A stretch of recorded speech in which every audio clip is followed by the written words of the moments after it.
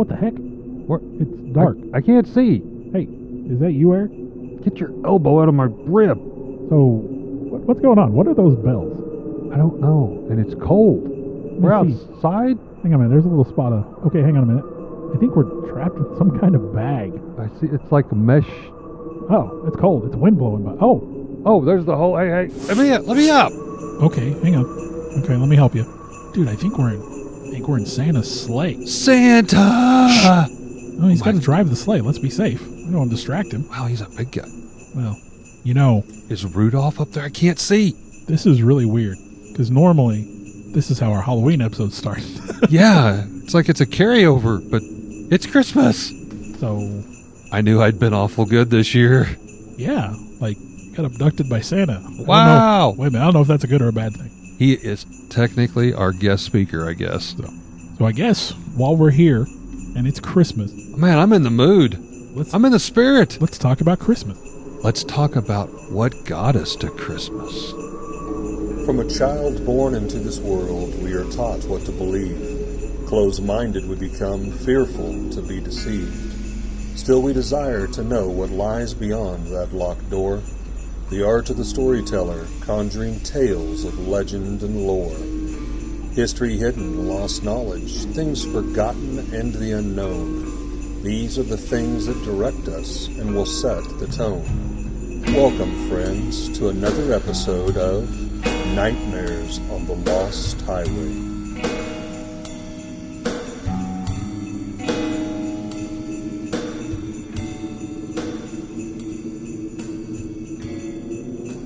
So, we've done a couple of Halloween specials over the years, and we've talked about the origins of some Halloween stuff. And since it's almost Christmas, I thought we would talk about, like, the origins of some Christmas things. And man, you learn really quickly that Christmas is got some dark origins. We've come a long way, baby. So we're not trying to pick apart religions. We're not trying to make fun of anybody. No. I do want to say, like, some of the stuff we're going to talk about tonight is a little dark at times. Yeah. So if you've got those little ones, you might want to tuck them away in bed for a Christmas morning. So I just wanted to start talking about a lot of different Christmas traditions and kind of where they came up. And then, well, I think most everybody's familiar with the biblical origins of Christmas. So we're kind of steering clear of that because everybody knows that. So even something as simple as the tradition of the Christmas tree. You know, decorated trees date back to Germany in the Middle Ages. And they brought this tradition with them to America when they arrived in the early 19th century. And New York woodsman Mark Carr is said to have opened the first Christmas tree lot in 1851. So that goes back a way.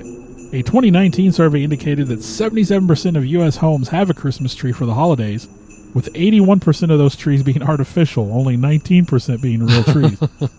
I have a fake one. I have one of those pre-lit trees. We've done them both. I will say the live ones are really neat. They put off a nice smell, but boy, when those needles start to drop, that is a mess. Now, it is said that the first person to put lights in a tree was none other than Martin Luther. And the story goes that he was walking through the forest one night and saw the beauty of the stars shining through the branches of the trees in the winter. And when he got home, he attempted to recreate that sight for his family by placing lit candles on the branches of the tree in their living room. I've got a little bit there on the trees. Again, we're going way back here in history, but did you know pagans used to put up what we would consider a Christmas tree today? And then when, of course, Christianity came in, they saw that these pagans had a lot of these, I'll just say, similar things that we have adopted. Trees being one, but they just called it the evergreen tree. And when Christians come in, I think they quickly figured out that they weren't going to stop all the pagan beliefs. Yeah, we can corral some of it and control it, but so rather than fight it, let's just embrace it and we'll put a new label on it. And so, you know, the evergreen tree actually came in with a Christian teaching early on. It went from an evergreen to a lot of times they would bring in an apple tree and decorate. And part of these trees they would try to get with apples still on them, and it was to represent the Garden of Eden and the forbidden fruit, if you will, that God told Adam and Eve, you know, to look at and admire, but to never taste. Now, these red apples that hung on these apple trees from the Christianity faith later became converted to Christmas balls or bulbs, because let's face it, you don't want decaying fruit to be hanging on a tree in your house. So we had an evergreen tree. We then had an apple tree that we converted back to an evergreen tree, and then those red apples became Christmas balls and Christmas bulbs. Well, along that same path, tinsel. We all take the sparkly, silvery little strands of tinsel, and I think it's plastic stuff nowadays, or the garlands. But that's attributed to European folk tales as the webs of Christmas spiders. And this story originated in the Ukraine, and it's a story about a poor widow and her children. And they had a pine tree in their yard, and they turned it into a Christmas tree, brought it inside, but they couldn't afford to decorate it. So after the children went to bed, the mother did what she could to fancy up the tree, hoping that it would bring a smile to her children's face in the morning. And after the widow had gone to bed, the spiders in the area saw this tree and decided that they could do their part to make it fancy. A little fanciness. And so they set to work weaving a series of silky silver and gold webs around the tree, much to the delight of the widow and her children the next morning and Christmas morning. Now, tinsel, as we remember it now, like the tinsel we use now, was originally made of real silver.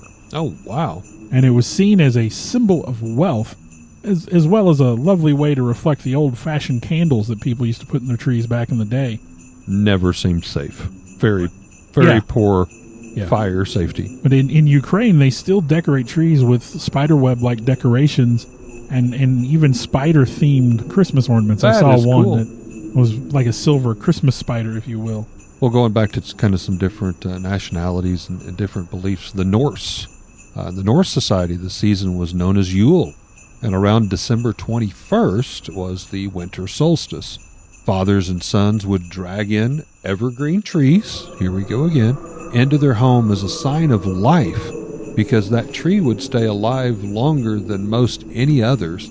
They would then bring in what is called the Yule log, and they'd burn it into the fire as a promise of good fortune. So this was kind of pre-Christmas, obviously, but again, you'll see some of those same things with the evergreen tree. Well, even the tradition of milking cookies for Santa kind of went back to the ancient Norse peoples. The children, Viking children, they would leave treats out for yet another bearded old man who flew through the sky in the shape of Odin the Allfather. Odin, king of the gods. And they would leave carrots and straw for Odin's 8-legged horse Sleipnir, who would, of course, fly through the sky with Odin on his back. And if he was pleased with their offerings, the Allfather would even leave gifts for the children during the Yule season. Very similar to Santa leaving gifts. Well, the tradition of leaving milk and cookies for Santa actually started in America during the Great Depression in the 30s. And it was just to show gratitude in times of struggle, that even when money was tight, you could still be considerate of others. In ancient Rome, 1 week before winter solstice, would begin a celebration called Saturnalia. It was essentially an orgy of food and drink as a tribute to Saturn, the god of agriculture. Now, some of the Roman soldiers and the government-type officials of ancient Rome, they also worshipped a different deity, Mithra, the sun god. Now, for this reason, they considered their birthday of Mithra to be December 25th. And that was considered amongst the ancient Rome as the holiest of all days of the year. So here we have a tie to December 25th, the alleged birthday to a deity they worshipped, Mithra, the sun god.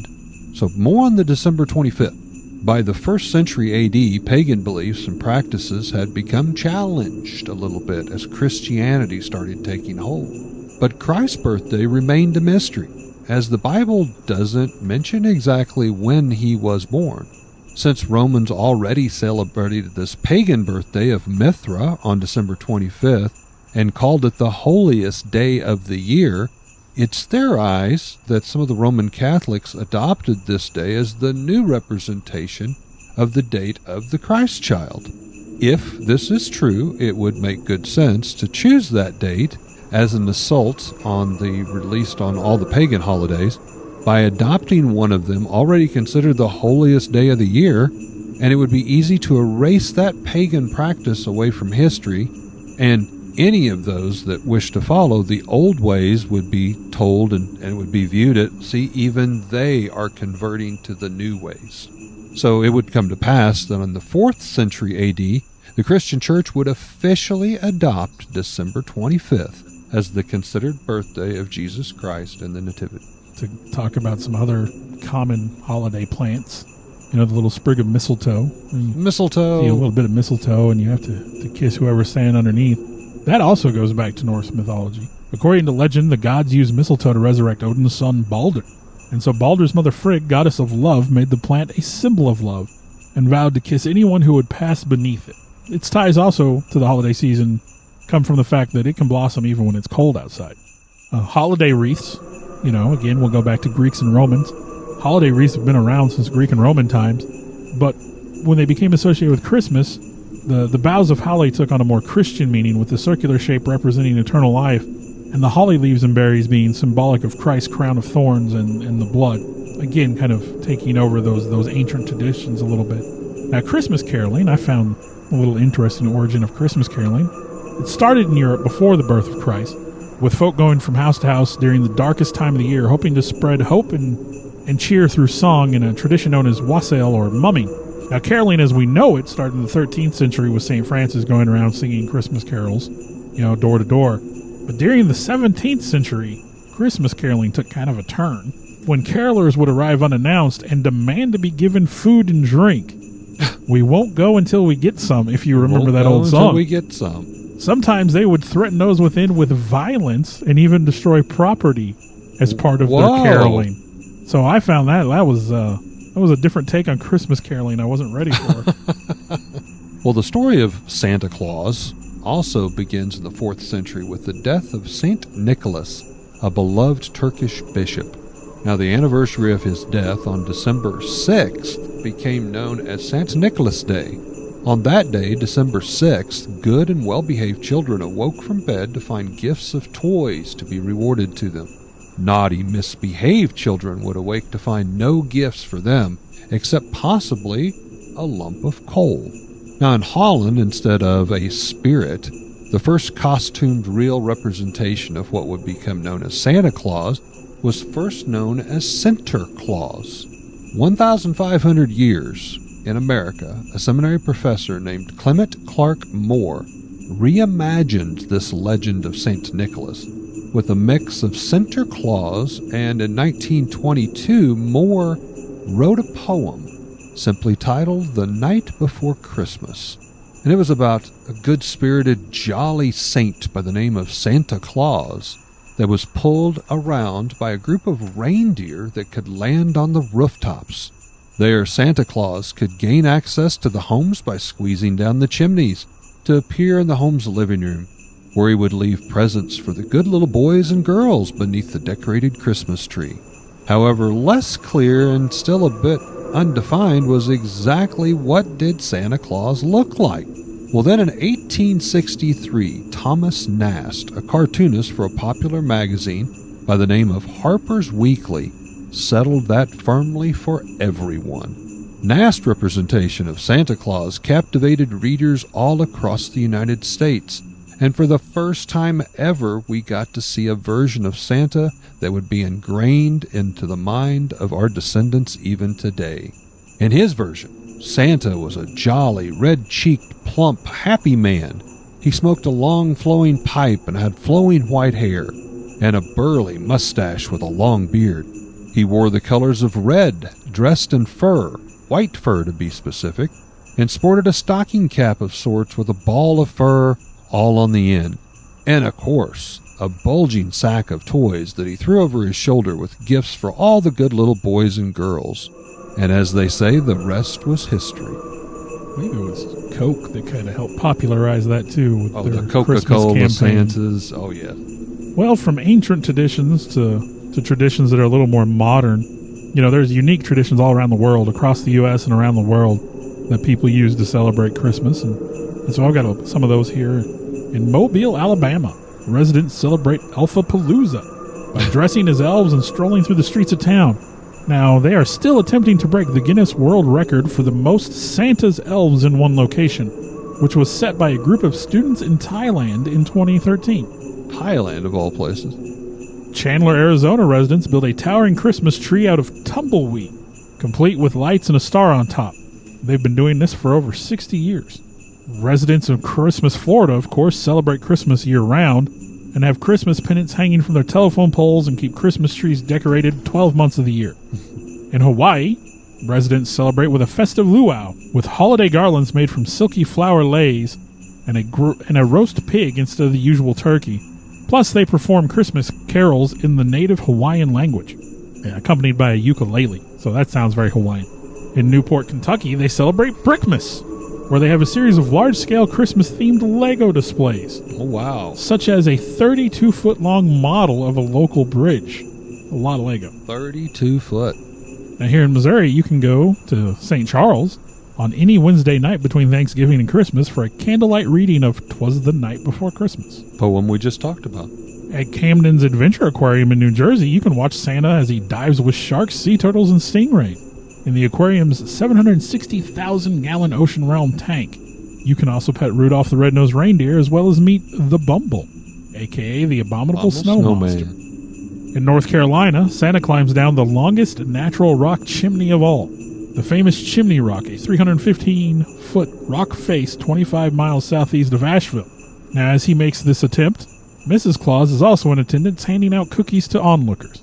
Now, if you'd like to get toasted for Christmas, Portland, Oregon celebrates the Holiday Ale Festival, where more than 50 winter ales are created just for the season. In Memphis, Tennessee, you can enjoy Christmas at Graceland. I was going to say, gotta have Elvis. Yeah. At the home of the king of rock and roll, none other than Elvis Presley, they decorate Graceland the way Elvis used to when he was alive, with hundreds of blue lights along the driveway, a life-size nativity scene, and Elvis's traditional red velvet drapes, as well as Presley family Christmas artifacts put on display. Now, if you are looking to enjoy Mexican cuisine for the holidays, you might want to head to Texas, where they celebrate Christmas Eve by feasting on tamales, which is part of the traditional Mexican celebration known as Las Posadas.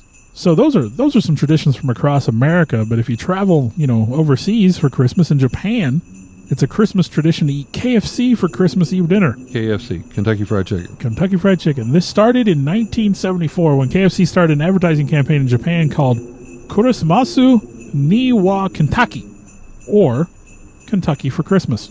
Families will order their boxes of chicken months in advance, or stand in line for up to 2 hours on Christmas Eve to get their KFC. I don't understand. That's crazy. I don't like KFC that much, but hey. Okay. In South Africa, some folks are known to eat fried caterpillars. Who? The caterpillars of the pine tree emperor moth, also known as the Christmas caterpillar. They eat Christmas up, literally. In Sweden, they have the Yule goat as a symbol of Christmas, dating back to ancient pagan festivals. And starting in 1966, they began the tradition of building a giant straw Yule goat each year. The goat is more than 42 feet high, 23 feet wide, and weighs 3.6 tons. It's like a Burning Man kind of thing that they torch at the end or something? Yeah. Oh, yeah. I think so. Cool. Okay, this next part, warning. This goes to deep, dark places. Old ways. You've been warned. Chemosh, or Molech, sometimes considered the same deity, was a deity worshipped by the Moabites over near Ammon, Israel, Judah, that area over in there. The deities' names changed, but some of them seem to be like reborn, and it trickled into Christian Christmas beliefs somehow. Because you see, back in that age, the region of the Molech people, they made a wish list of things that they hoped to acquire for the new year. And in doing this, any and all the families that had children born that particular year would then bring their infants to the priests of Chemosh or Molech. There, in some form of a shrine or a chapel, this deity was often depicted in a form of a hollow metal sculpture. This was done only once a year, on December 25th, also the same time frame as winter solstice. The priests would start these raging fires inside these massive metal statues to their deities. Now, they had holes strategically made in the statue to emulate smoke coming from beneath the statue, even out of the nostrils or the top of the head.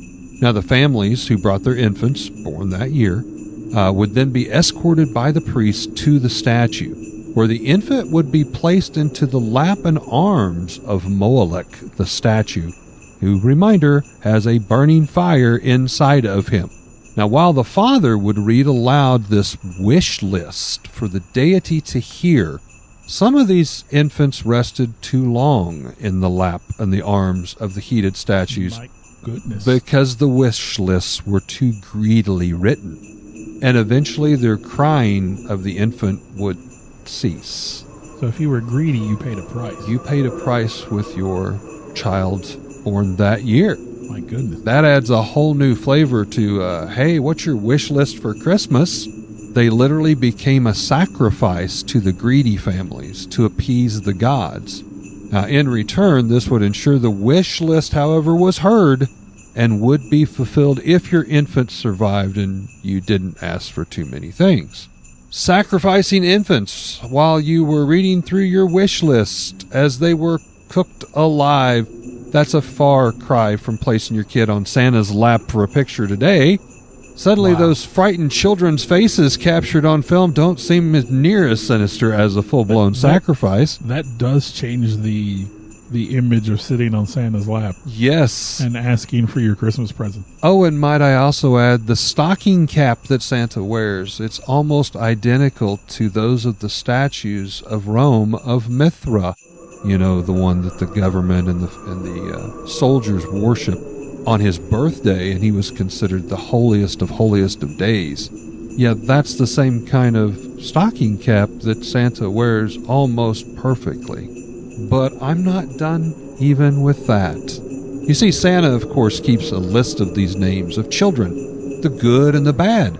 He rewards the good with all sorts of nice gifts and punishes and shames the bad with, what was that? A lump of coal. Many believe this lump of coal is a direct tie to the fires within the statues of Molech to remind them to change their ways. It should also be pointed out that Santa is, of course, pulled around on aerial flying sleigh pulled by reindeer. Well, that's not very original either. The Roman god Mithriel, the same as mentioned, worshipped by the government officials and the soldiers, whose birthday was December 25th, was also pulled across the heavens on none other than a chariot, aka sleigh, and while not pulled by reindeer, his ride was powered by horses that galloped across the clouds. Now, even before that, in the Norse beliefs, Odin, as Bill mentioned, was pulled around, sometimes depicted on a sleigh, but by his magical horse with 8 legs. So let's take another few darker steps down the darkest hallway so far of Christmas Pass. Most entirely, Santa Claus is considered to be a large elf, and he's often accompanied or aided by his other elves, building toys and working around the clock all year long, making all those wonderful toys and gifts. Now, in the Celtic beliefs, elves are not the well-mannered, kind-hearted, or even warriors that we may relate to in today's Lord of the Rings in America. They were instead dark spirits and considered to be part of the evil Fae. Well, speaking of monstrous things associated with Christmas, I found there's a surprising number of creatures associated with Christmas. Just Christmas. Just strange holiday traditions that involve all sorts of unsavory, monstrous types. Now, of course, we talked about Krampus a long time ago, but there are tons of other Christmas creatures. The Marie Louise from Wales, and I hope I'm saying that right. Imagine it's the holiday season. You hear a knock at the door and you open it, and there you are confronted by a creature with a horse's skull, sometimes decorated with ribbon, sometimes with trinkets. That's a nice touch. Sometimes with trinkets or lights in its eye sockets, wearing a long, billowing white cloak, and it is looming over you. Now, the creature towers over you and its followers, who are usually a group of people chanting and playing music in your front yard. Usually one of those people is a leader dressed nicer than the others and carrying a stick or a whip, which I assume is meant for the other followers. Now, the Marie Louise likes to speak in rhymes while traveling door to door, inviting those inside to a battle of wits, and rewarding them with food and drink if they can solve its riddles. However, for those who lose the contest, they must allow the Marie Louise into their home and provide it with food and drink instead. The followers will also come into the home. That doesn't seem like a good idea. And yeah, some of them are very rowdy. Now, the Marie Louise travels the land between Christmas and New Year's, and there's no way of knowing when exactly you might be visited, if you are at all. Now, you have Other creatures from Iceland: Grilla, the Yule Lads, and the Yule Cat. That sounds like a bad band name. Grilla is a giant ogre that lives in a cave in the mountains, and she comes down into human settlements during the Christmas season. Now, at first, she was known to beg parents for their unruly children, but as time progressed, she took a more active role in acquiring these unruly children, hunting for them, kidnapping them, taking them back to her cave, where she would cook them into a stew. Oh. More modern stories say she has the ability to detect misbehaving children year-round, marking them so that when she comes out of the mountain, she knows which one she's going to grab. Oh, so be good for goodness sake. Now, Grilla has an assortment of companions, namely the Yule Lads, her 13 unruly troll children. I love that. Yule Lads. Now, these lads steal things and cause trouble around Christmas time, but they're also known to leave small gifts and shoes that are left on windowsills by children. I've got cats. They leave me little presents in my shoes sometimes, too. They only leave gifts if the children have been good. Bad children will get rotten potatoes in their shoes instead. Ew. I don't know if you've ever had a rotten potato in your house. They don't smell good. They smell nasty. Now, luckily, the Yule Lads do not share their mother's penchant for eating children, though each does have its own particular brand of mischief that it engages in. And I have here a list of the Yule Lads. You have Bowl Licker, who steals bowls of food from under the bed. Now, that may sound weird, but in the old days, Icelanders used to sometimes store bowls of food under their bed for a midnight snack or something. I don't know what. You have Candle Beggar, who steals candles. Door Slammer, who stomps around and slams doors, keeping everyone awake. Door Sniffer, who has a huge nose and an insatiable appetite for stolen baked goods. Gullygawk, who steals foam from buckets of cow milk. Meat Hook, who snatches any meat left out, especially that of smoked lamb. Pot Licker, who steals unwashed pots and licks them clean. These names, I swear. Sausage Swiper, who loves to steal sausages. Sheepcoat Clod, who tries to suckle ewes in a farmer's sheep shed. That's just weird. And Skyr Gobbler, Skyr Gobbler, who likes to eat up the skyr, which is apparently a form of Icelandic yogurt. Spoon Licker, he licks spoons. Self-explanatory. Stubby, he's short and he steals food from frying pans. Debbie. And finally, Window Peeper, who likes to creep outside windows and sometimes steal the stuff he sees there. Call the cops. We got a window licker. Now, Grilla is also accompanied by the Yule Cat. The Yule Cat is a huge, monstrous cat that roams through the town, peering into the lighted windows of children's bedrooms. And the only way to save yourself from being eaten by the Yule Cat is to show him that you got clothes for Christmas because you were good. Now, this is based on the tradition that good children who finished their work on time would get new clothes for Christmas, while those who were lazy did not. Now, if you didn't get any clothes, it was possible to leave out old clothes and just hope that the Yule Cat could not tell the difference. Bad sight. We hope. Now, some disturbing little creatures from Greece, Bulgaria, Serbia, and Turkey are the Kalakantzari. Now, these are goblins who spend most of the year living underground, actively trying to bring about the apocalypse. Pinky in the brain. Yeah. During the holidays, between Christmas and January 6th in particular, they come out into human territory to cause mischief, such as breaking into homes, urinating in plants, turning food bad, smashing furniture, just generally being unpleasant. They are described as black furry creatures with tusks and horns, and the stories do note they're usually male, and described as being, and I quote, grotesquely well endowed. Oh. Now, as servants of the devil, they fear Dobby Holy needs Water. a sock. Wow. I could resist. As servants of the devil, they fear holy water, religious symbols, and fire. Now, you might keep the Kalakantzari at bay by hanging the lower jaw of a pig behind the front door or inside the chimney, or by hanging tangled strands of flax, which causes the dim-witted creatures to stop and attempt to count each threat. Christmas werewolves? Christmas werewolves? Where do I sign up? It's a thing. I didn't know that, but I discovered it in my research. Werewolves have been part of Yuletide terror as far back as the Middle Ages. Oh my gosh. In Europe, before Christmas was even a recognized holiday, the winter solstice was as much a time for monsters as it was for people, and the creatures of the night would come out in force during the time when darkness ruled the land. According to one 15th century Swedish traveler, werewolves in Prussia, Livonia, and Lithuania held a great party on Christmas night and then raged across the land, attacking human beings. And even in America, strangely enough, in Louisiana is the story of Pierre Noël, the French culture Santa Claus, who glides through the swamps and bayous on a big flat-bottomed boat pulled by alligators with a red-nosed werewolf riding shotgun. Oh my! Christmas werewolves is a Those phrase I crazy never Cajuns. thought I'd say. I've heard of werewolves of London, but never Werewolves of Christmas. Werewolves of Louisiana. Yeah. Well, I'm going to go back over to Europe. As we travel back, as previously mentioned, to Holland with some of the characters of Sinterklaas, as well as the 1500s Sinterklaas had a partner.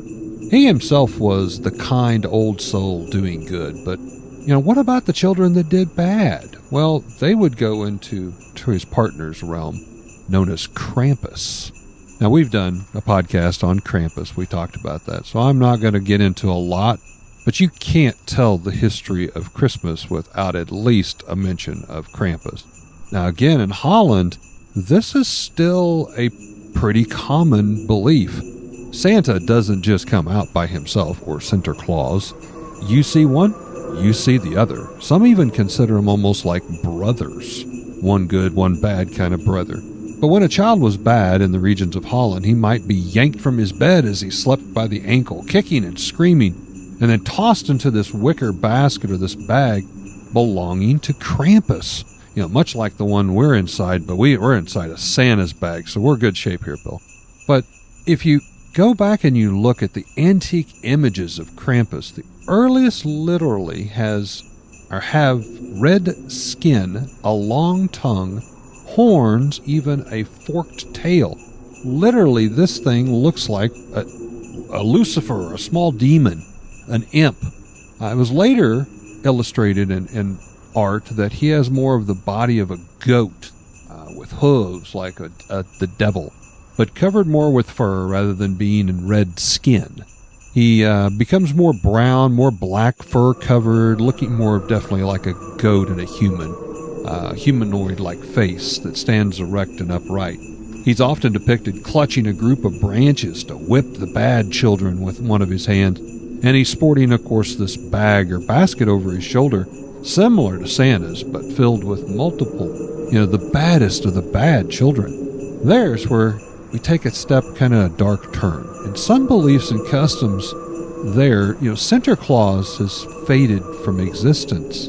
I guess it's like a way of saying most of the good is gone.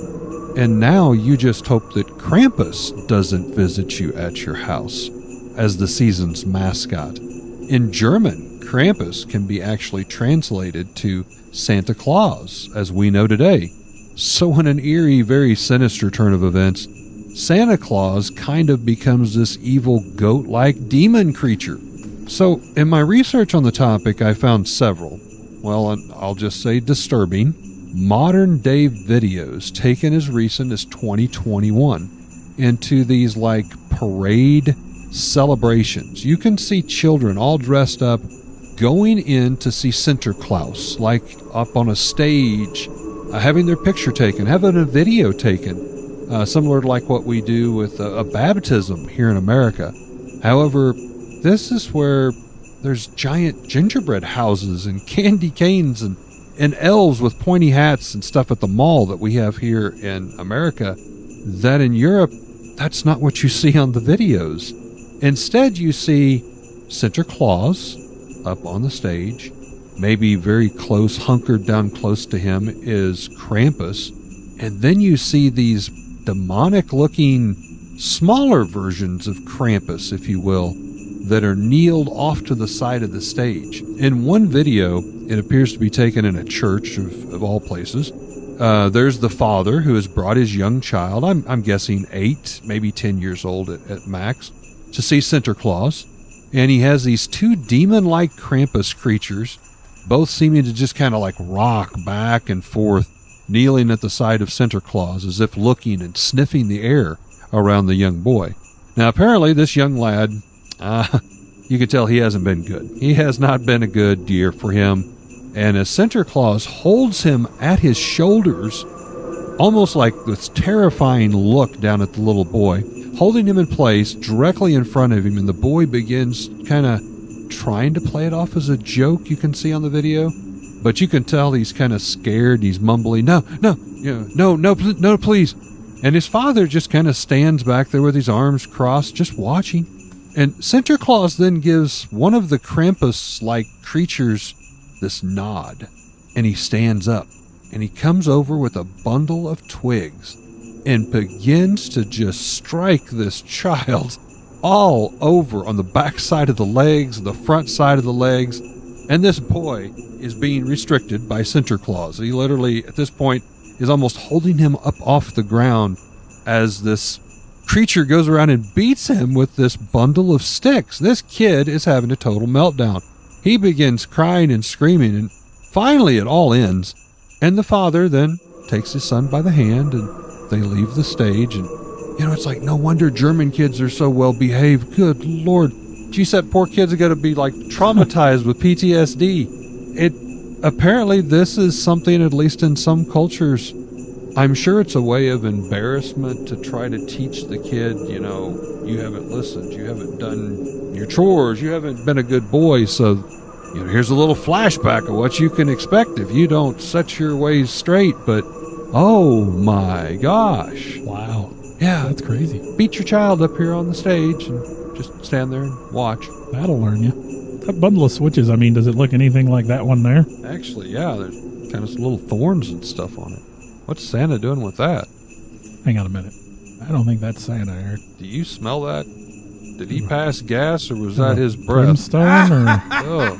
Oh, wait, why is he laughing? Eric, I think we've been abducted by Krampus. Oh my gosh. What? No! No! What? No! No! Oh, well, he can go first. Yeah. Take Bill. Eric, what? Good luck, Bill.